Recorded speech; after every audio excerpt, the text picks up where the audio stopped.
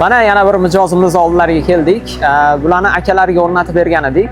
Akalari foydasini ko'rib, ukalariga ham bizneslarga programma qilishlikni aytgandilar.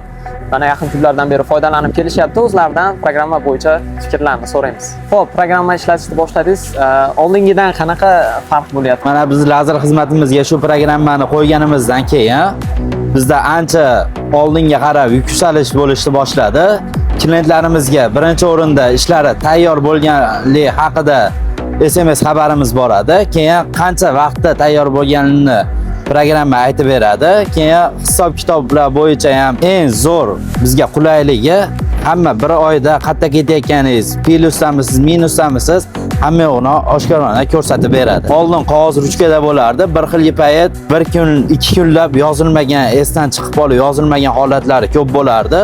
Hozir bu programmada umuman una narsa yo'q. Klient ishini berdi. Narsa chiqib bo'lgandan keyin sirazi darhol o'ziga borgani uchun hamma hisob-kitoblarimiz joy-joyida ketyapti. Xo'p, programma orqali sizni ishingizni osonlashtirganimizdan juda ham xursandmiz. Buni boshqa biznes egalariga ham tavsiya qilgan bo'lamisiz? Albatta tavsiya qilgan bo'lardim. Siz vaqtingizni tejamoqchimisiz? Albatta shu programmadan foydalaning.